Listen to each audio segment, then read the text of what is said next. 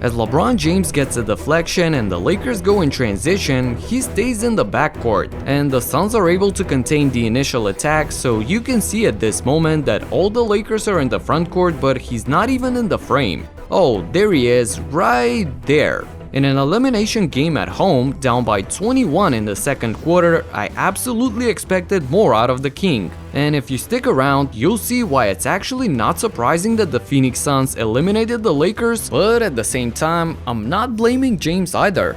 Let me explain everything. What up everybody, my name is Stefan and this is Heat Check. Let's get into it.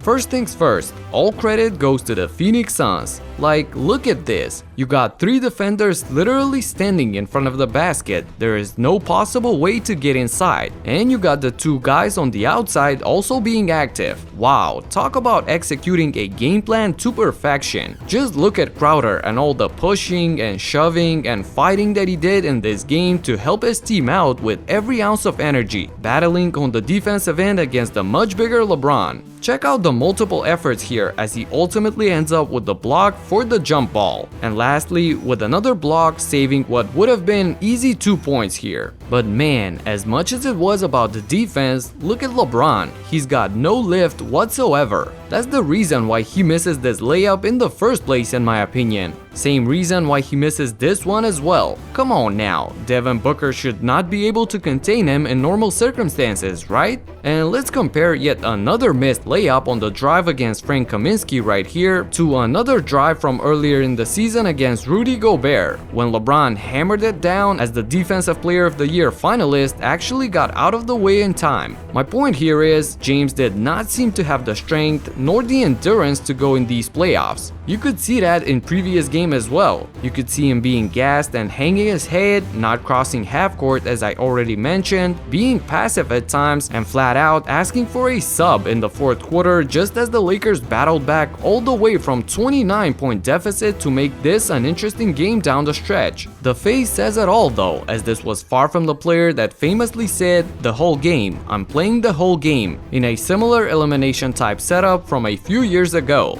This exhausted and worn out look is definitely a lot different than this iconic death stare that we all remember from the legendary Heat vs Celtics series. Thing is, even if you have the determination and the will, you can only go as far as your body takes you. Whether it was that ankle injury that's been bothering him or the undefeated father time catching up to LeBron, he's starting to look like a mere mortal on the court, possibly for the first time in his career. That was only amplified by the fact that the Suns only needed to cover him defensively since Anthony Davis gave it a go with the groin injury, but in only 5 minutes on the court he saw that he's by no means healthy enough to play, so as you can see right here, the painful grimace, the disappointment as he left the game early in the first quarter, leaving the King all by himself. If you ask James though, there's no room for concern whatsoever, as he said that the prolonged rest that he'll be able to have this off season will take care of all problems, and come next season he'll be ready to compete at the highest level.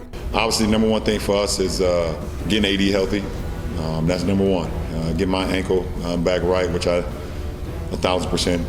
I already know that I'll be 100% as far as my ankle when the season starts in October, and then go from there. So, that put us in the best possible chance to be successful next year. And despite the loss, after a hard-fought series, I love the humility as we see LeBron James and Devin Booker here. James gifting an autographed jersey saying "continue to be great to Book," which of course most of you know is sort of like a second chapter in Booker's career after Kobe Bryant famously gifted his sneakers to Devin and wrote "Be legendary," something that meant so much to the young fella that he even went and tattooed that same Kobe writing. And boy am I glad for him. After being attacked year after year that he's an empty calories type of player and that he can only put up big numbers on a losing team, Booker led the Phoenix Suns to the next round, defeating the champions of all teams. Just look at some of these games that he had, culminating with this Game 6 where he exploded for 47 points on 8 for 10 from downtown, 80% from beyond the arc. Book had the flamethrower on him for this one. He burned the Lakers 2 times in a row with this action, starting from under the basket, then curling around for the handoff and firing away for the bucket. Exact same thing again, and when you get it going like that, Then it's heat check mode, raising up from anywhere. Hand in his face, it didn't matter. I love the confidence that he has, and in the post-game interview, he mentioned specifically wanting to go through the Lakers and not shying away from the big moment. You guys take down the defending champs. How gratifying was it to face them, defeat them, and now be on the way to advancing? Yeah, that's the only way we wanted it, to be honest. You know, we knew we weren't going to get to where we want to go without going through them. How much did you want this moment, want this time for you to show everybody what you do on a national scale? I mean, I've been working my whole life for this moment.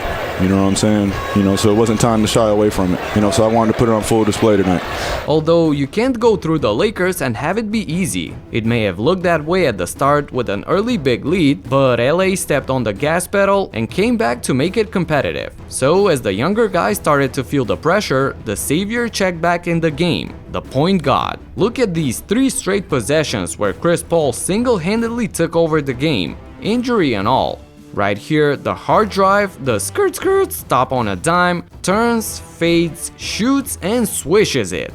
The very next possession, we got the crossover, the spin, the bump, attracts the double team, kicks it out to the open shooter, bang, 8-3. And only seconds later, check this out. The stare down, the 1-2 pull up, nothing but the bottom of the net as he ices the game, a big 17-point lead that LA was unable to get back from. And I have to feature this surgical precision and phenomenal execution from the Phoenix Suns against the zone. Funny thing is that James already knows this play. As Kaminsky is coming from the left side, LeBron already signals for the help to come from the other side, knowing that the screen will actually be there. And it is. But then watch this. The laser pass to Booker, Kaminsky quickly dives to the basket, the pass is on target, and Bridges cuts as well. As this happens in the blink of an eye and there's no way for the defense to do anything here. This angle might even show it better. Screen, one pass, second, third, the dunk, and the foul.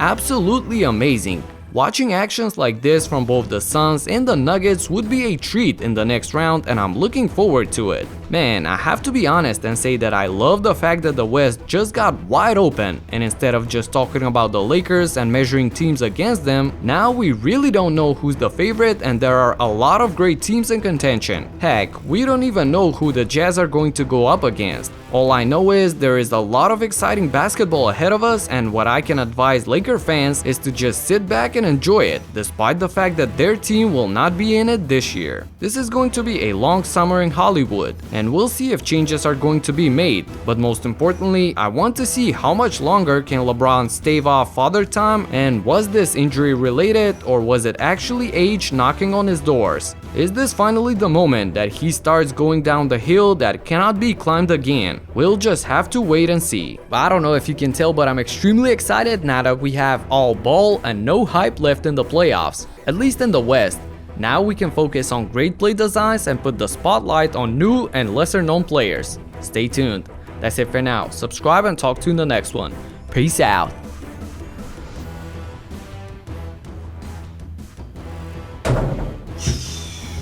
Come on. Does this mean we're out of the playoffs?